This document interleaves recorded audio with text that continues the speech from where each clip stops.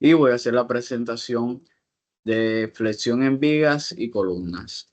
Este trabajo es presentado al profesor Carlos Barros y este es un curso de resistencia de materiales. Flexión en vigas.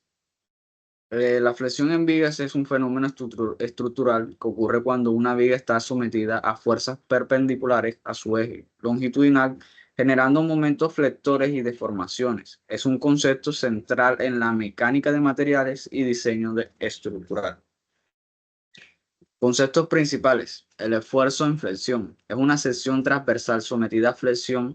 Los esfuerzos varían linealmente de una compresión máxima en una fibra extrema hasta una tensión máxima en la otra. La fibra neutra es la línea en la sección donde el esfuerzo es cero. Y tenemos la siguiente fórmula de esfuerzo, donde nos dice que MY por Y sobre I, donde cada una de estas son MY, momento flector en la sección, Y, distancia desde la fibra neutra hasta el punto considerado, y momento de inercia de la sección transversal. Entonces tenemos el siguiente ejercicio para hacer la demostración de las fórmulas anteriores.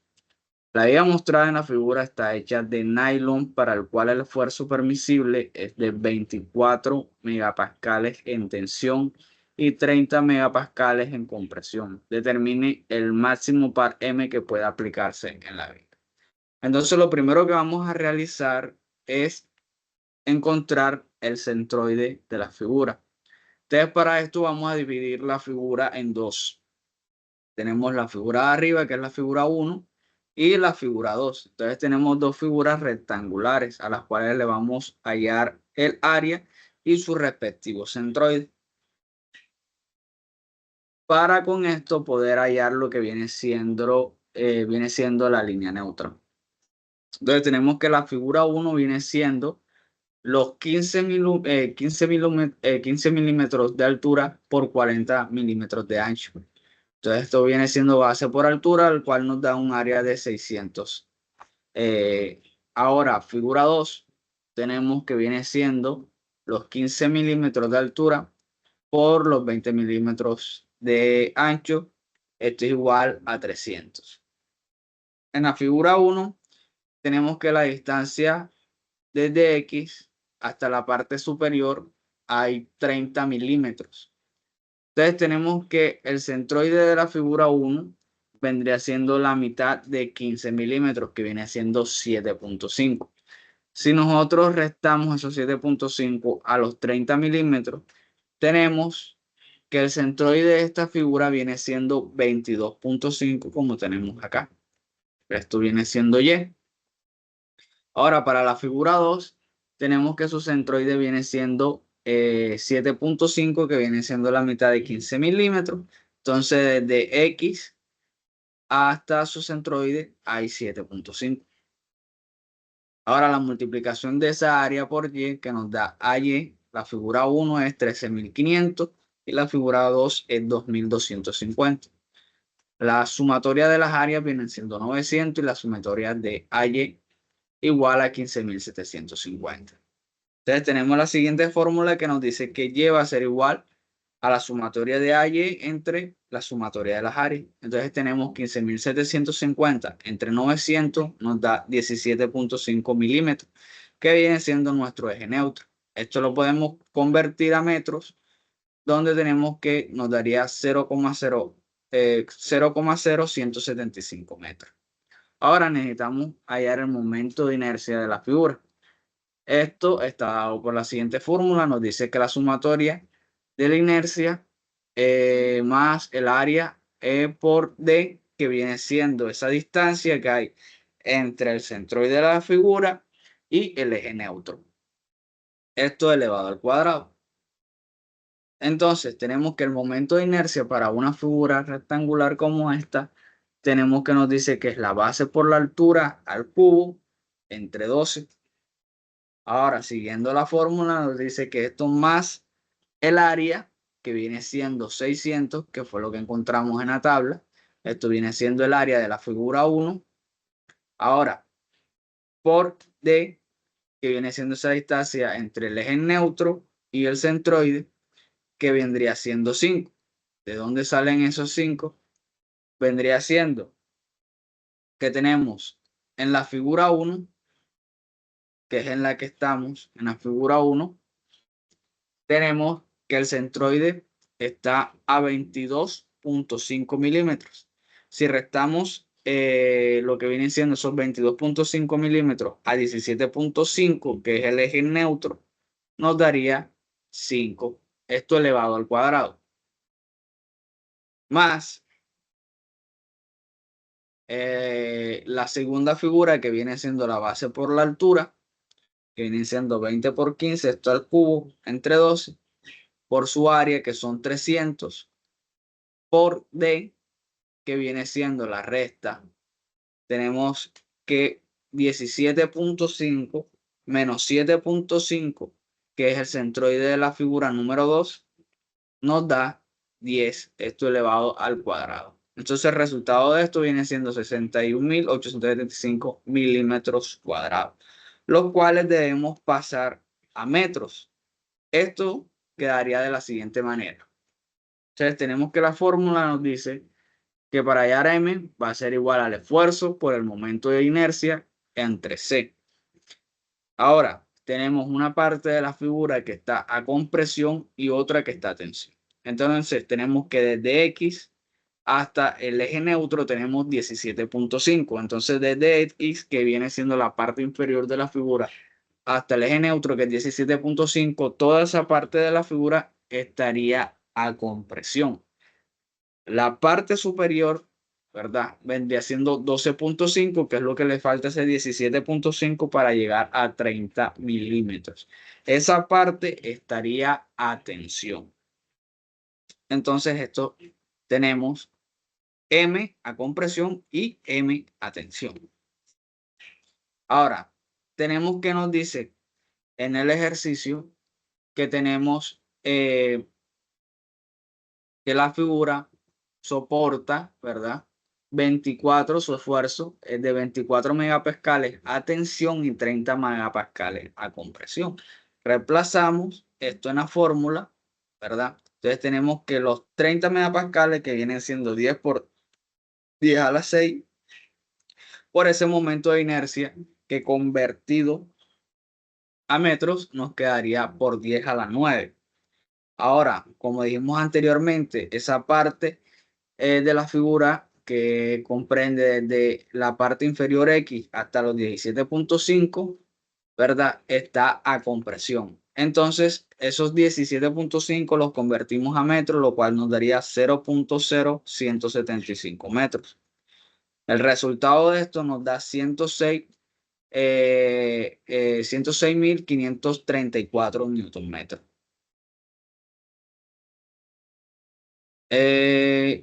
Ahora, la parte que está a tensión vendría siendo, discúlpeme, aquí vendría siendo 106.5 newton metros. Pues acá voy a cambiar una coma.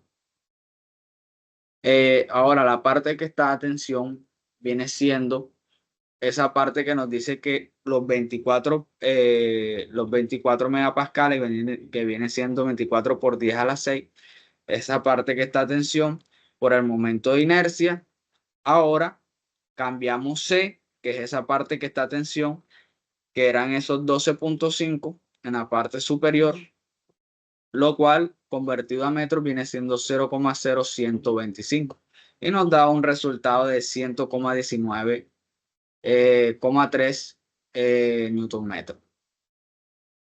Ahora pasamos a la parte de flexión en columnas. Es un fenómeno estructural que ocurre cuando una columna está sometida a una combinación de fuerzas axiales, compresión y momentos flectores, flexión, lo que provoca deformaciones a lo largo de su eje. La capacidad de una columna para resistir estas fuerzas depende de factores como el material, la geometría, las condiciones de apoyo y la longitud.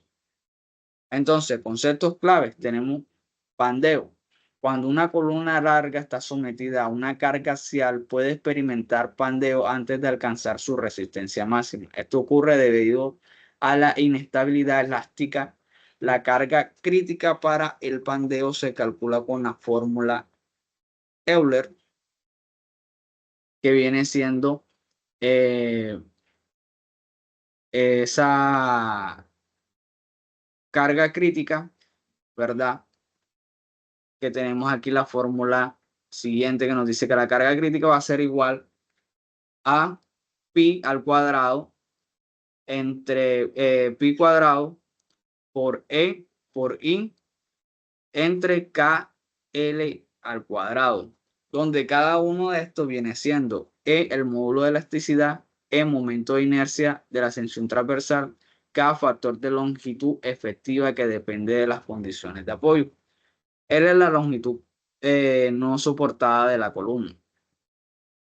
Tenemos la siguiente fórmula que nos dice relación de Beltes definida se define como la columna fallada por pandeo o por flexión, donde R es el radio de giro y R es igual a raíz de I entre A, que vendría siendo. Ahora, las condiciones de apoyo. Tenemos que determinar cómo la columna distribuye la fuerza. Esto ya está dado y son unas constantes. Cuando ambos extremos están empotrados, tenemos que K va a ser una constante igual a 0.5. Un extremo libre y otro extremo empotrado, K va a ser igual a 2. Ambos extremos articulados nos da que K va a ser igual a 1. Un extremo libre y un extremo empotrado. Bueno, voy a explicar el segundo ejercicio de flexión en viga. El ejercicio nos dice que dos fuerzas verticales se aplican a una viga con sección transversal que se muestra en la figura. Determinen los esfuerzos máximos de tensión y de compresión en la porción BC de la viga. Entonces, lo primero que vamos a realizar es hallar las áreas y los centroides de la figura. Esto quiere decir que esta figura que tenemos aquí, esta viga, la vamos a dividir en tres figuras conocidas, que serían tres rectángulos. Entonces tendríamos que la parte inferior vendría siendo la figura 1, la parte central va a ser la figura 2 y la parte superior va a ser la figura 3. Entonces tendríamos tres rectángulos. Entonces comencemos con la figura 1. La figura 1, su área vendría siendo base por altura, entonces tenemos que 4 por 1, su área sería 4. Ok, proseguimos. Ahora el centroide para esta figura sería la mitad de su altura. Entonces tenemos que la altura es 1 pulgada, por lo tanto el centroide es 0.5. Ahora, para la figura 2, tenemos que el centroide de esta figura, su altura es 6, por lo tanto la mitad sería 3. Pero como lo estamos viendo con respecto a X, el eje X, tendríamos que sumarle esta pulgada que tenemos aquí. Entonces 3 más 1 pulgada serían 4. Entonces el centroide de esta figura sería 4. Ahora, para la figura número 3, tenemos que su altura es de 1 pulgada y su base de 8. Entonces tenemos que base por altura, sería 8 el área de esta figura. Ahora, para hallar el centroide de esta figura, sabemos que su altura es 1 pulgada, por lo tanto la mitad sería 0.5. Entonces tenemos que desde X, el eje X, tenemos que sumarle 7 a ese 0.5. Entonces en total tendríamos 7.5, ese sería el centroide de esa figura número 3. Ahora las multiplicaciones respectivas del área por Y nos darían la figura 1, 2, la figura 2, 24 y la figura 3, 60. Ahora la sumatoria de la área sería 18 y la sumatoria de AY sería 86. Con esto podemos obtener con la siguiente fórmula el área neutra de la figura, o sea, la figura total. Entonces tenemos que la sumatoria de AY entre la sumatoria de las áreas, que vendrían siendo 86 entre 18, nos da 4,78. Ese sería el eje neutro de la figura. Ahora pasamos a hacer el análisis de momento de la figura. Entonces tenemos que si hacemos momentos en A, tenemos tres fuerzas que están actuando. La primera fuerza sería de 25 kicks por una distancia de 20 pulgadas. La segunda fuerza sería 80 su distancia por una fuerza de 25 kicks. Y D, que conocemos su distancia, que es 100, pero no sabemos su fuerza. Así lo vemos aquí. Las fuerzas, estas las colocamos en negativo y tenemos que los 20 de distancia por los 25 kits menos 80 pulgadas por los 25 kits, y D, que no conocemos su fuerza pero su distancia, y la colocamos en sentido contrario, que vendría siendo positivo a las otras dos fuerzas. Si despejamos D, nos quedaría que D sería igual a 25 kilonewtons. Entonces, como ya sabemos que hay dos fuerzas que están en la parte superior, la suma de estas dos fuerzas, si hacemos sumatorias en Y, sabemos que estas dos serían 50 kits menos la que contrarresta, que es D, que serían 25 kits. Nos daría que A va a ser igual a 25 kilonewtons. Ahora pasamos a hallar el momento de la figura. Cortamos la figura en la porción que nos dicen. Entonces nos quedaría que tenemos una distancia de 20 por una fuerza de 25 kilonewtons, más el momento flector que le está sucediendo a la viga. Entonces tendremos que M va a ser igual a 25 kits. Ahora pasamos a calcular el momento de inercia con la siguiente fórmula, que nos dice que la sumatoria de la inercia va a ser igual a la sumatoria de el momento de inercia más el área por D al cuadrado. D viene siendo la distancia que hay entre el eje neutro y el centroide de la figura. Entonces tenemos que hallar esto para las tres figuras. Entonces tenemos que para la figura 1, su base y su altura sería 4 su base y su altura 1 pulgada. Entonces, el momento de inercia para un rectángulo nos dice que es base por altura al cubo entre 12. Entonces tenemos que la base es 4 por la altura, que es 1. Ahora, el área de esta figura, como ya sabemos en la tabla, es 4. El área de la figura, aquí está, es 4. Reemplazamos en la fórmula. Aquí está el área. Ahora, la distancia que hay entre ese eje neutro y el centroide de la figura 1. Entonces ya sabemos que el eje neutro nos dio un valor de 4,7. Si sabemos que el centroide de la figura 1 es 0,5, si se lo restamos al eje neutro, que vienen siendo 4,7, eso nos va a dar un valor de 4,27. Ahora, para la figura número 2, hacemos lo mismo. Entonces, buscamos su base y su altura. Para la figura número 2, sabemos que la base es 1 pulgada y la altura es 6 pulgadas. Entonces, reemplazamos en la fórmula. Entonces, la base viene siendo 1 pulgada, su altura 6, esto al cubo entre 12, más su área, que su área viene siendo 6, como lo tenemos en la tabla. Y para hallar D, tendríamos que restar.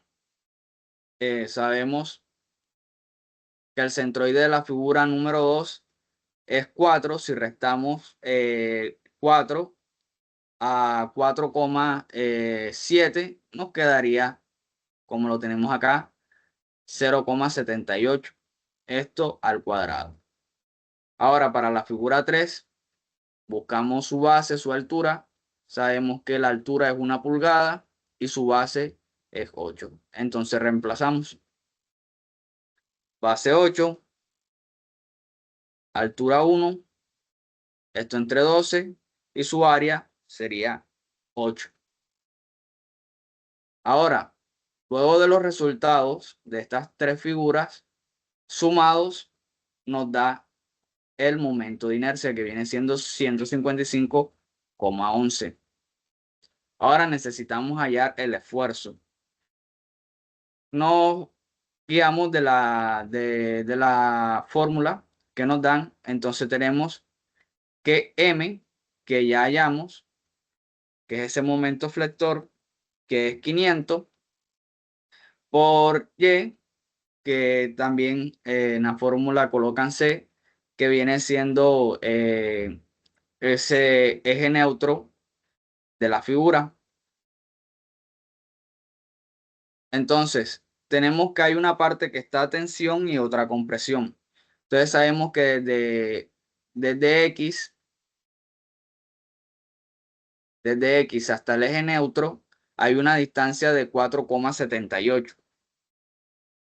Entonces la parte inferior de esta figura va a estar a tensión y la parte superior de esta figura va a estar a compresión. Entonces sabemos que la parte inferior está a tensión y vamos a utilizar esa Y como 4,78. Y como la figura mide un total de 8, restamos esos 4,78 a 8 y nos da la distancia que está a compresión. Entonces reemplazamos 4,78, el momento de inercia que ya lo obtuvimos anteriormente, que es 155,11, y esto nos daría un total del esfuerzo de 4,7 KSI. Reemplazamos acá igual la que está en compresión, su momento flector viene siendo 500 y 3,2 es esa parte que restamos a 8.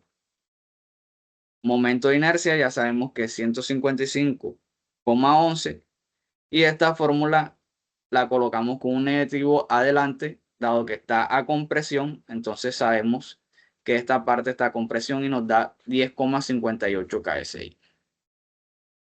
Ahora vamos a pasar a lo que viene siendo el ejercicio de columnas. Entonces nos dice el ejercicio. La columna de aluminio se encuentra fija en su parte inferior y en su parte superior por medio de cables que tienen el propósito de evitar el movimiento en esa parte a lo largo del eje X. Si se supone que está fija en su base, determine la mayor carga P permisible que puede aplicarse. Use un factor de seguridad para el pandeo de 3.0 y nos dan los siguientes datos. Ahora, para hallar la carga crítica, nos dice que es pi por el módulo de elasticidad por el momento de inercia entre K por L, donde K es una constante y L es la longitud de la columna. Entonces vamos a comenzar a reemplazar cada una de ellas. Entonces tenemos que pi por 70 por 10 a la menos 9, que es el módulo de elasticidad que nos dan en el ejercicio. Tenemos que son 70 gigapascales, que vienen siendo lo mismo que 70 por 10 a la 9. Ahora, su momento de inercia también nos dan en el ejercicio, que viene siendo 61,3 por 10 a la menos 6. Acá lo tenemos.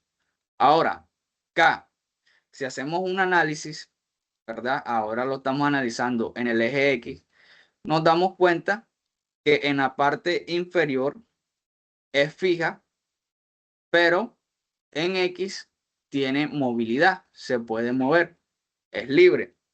Por lo tanto, K, como tenemos un extremo libre y otro empotrado, K, que es la constante, va a ser igual a 2.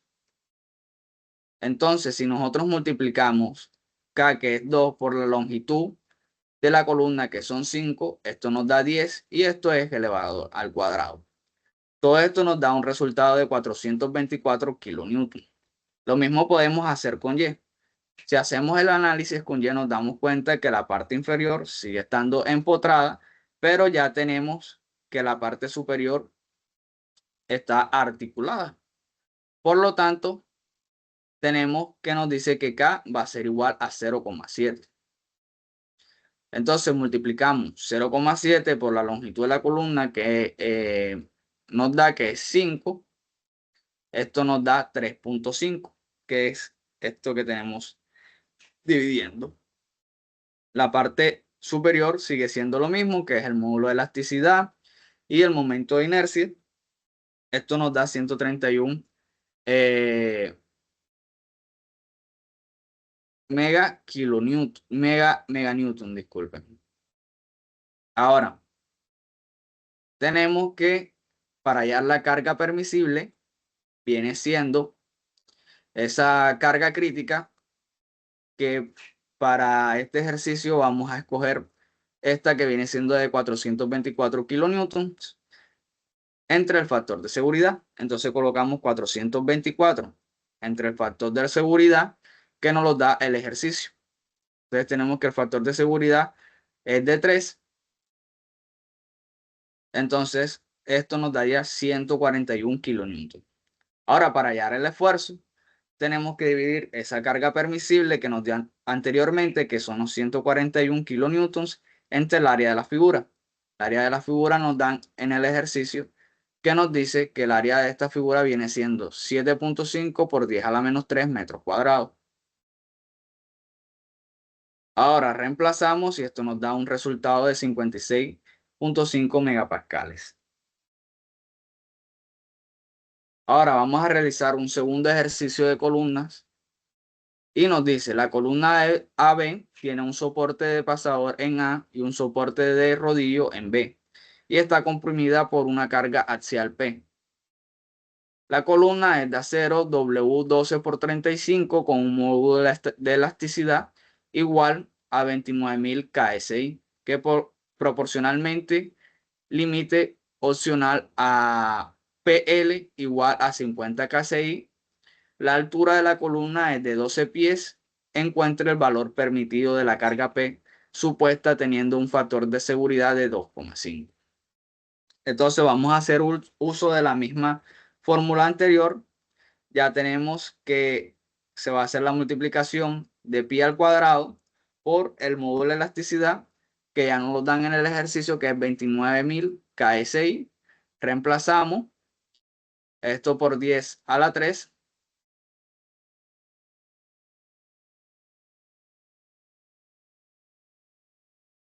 PSI, y tenemos que por el momento de inercia.